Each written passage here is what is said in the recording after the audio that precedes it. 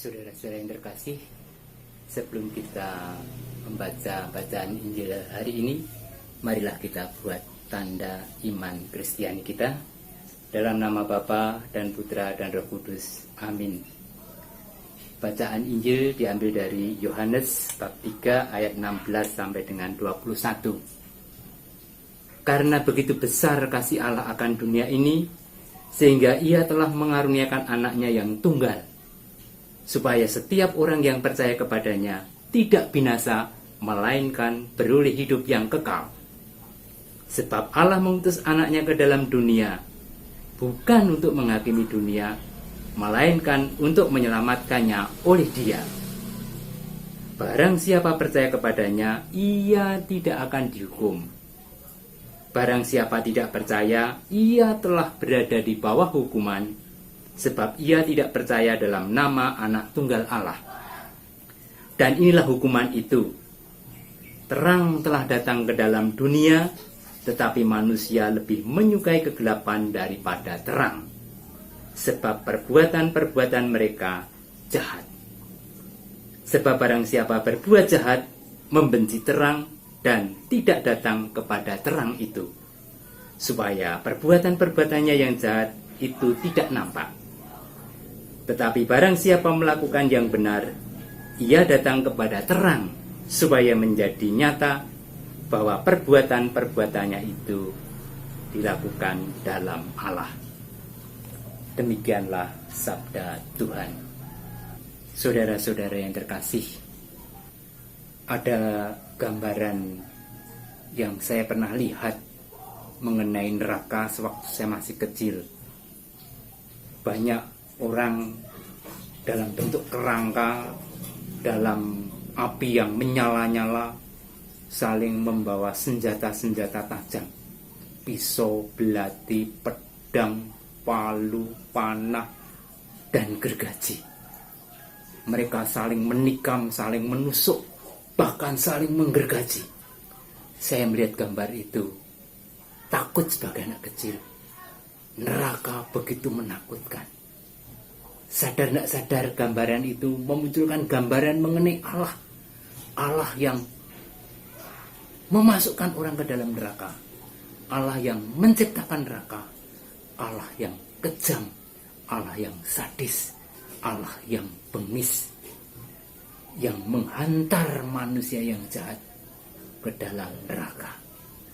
Saudara-saudara yang terkasih, tentu gambaran yang seperti itu nanti juga sadar tidak sadar akan membawa pengaruh kepada orang yang mempunyai gambaran itu, sehingga dia gampang bertindak sadis, kejam, brutal, beringas, membalas kejahatan, memporak-porandakan, menghancurkan, bahkan bisa membunuh dan mematikan. Injil hari ini memberi pewartaan Allah yang begitu mengasihi, Allah yang karena begitu besar kasihnya mengaruniakan anaknya yang tunggal kepada kita.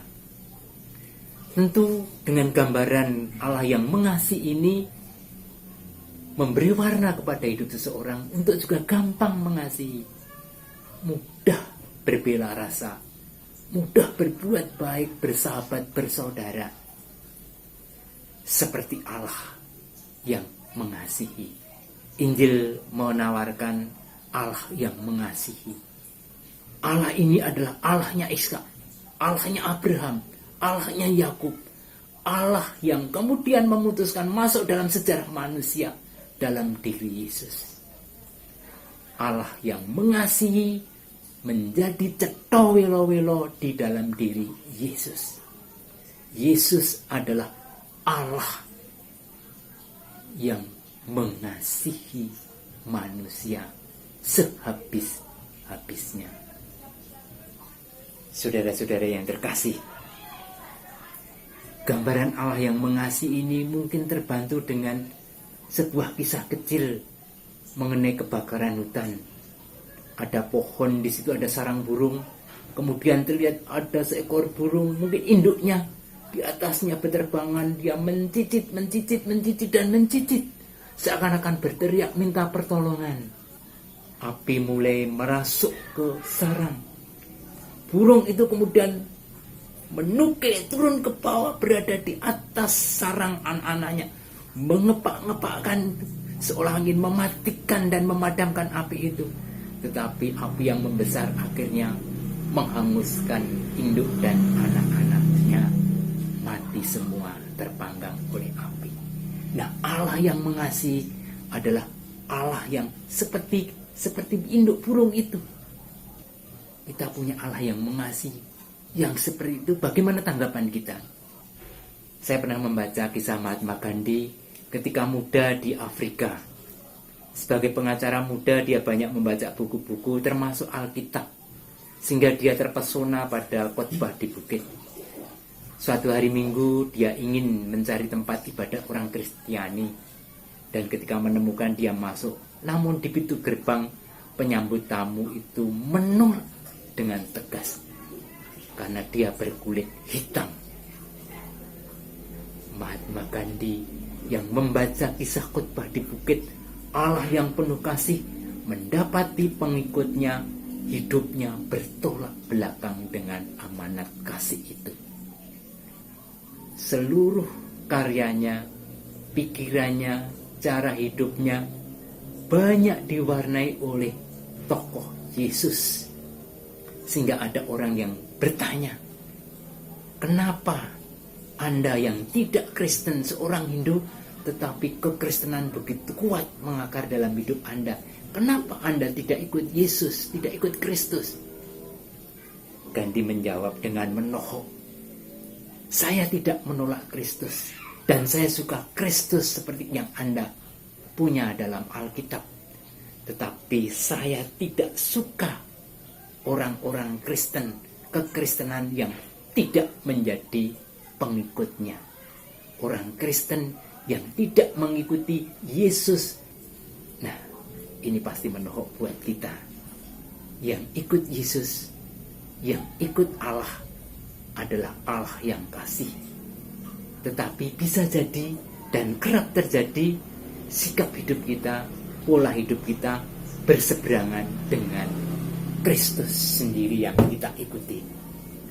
Membalas kejahatan dengan kejahatan, membenci musuh, dendam, meminggirkan, memojokkan, bahkan bisa jadi membunuh dan menyingkirkan, mematikan. Maka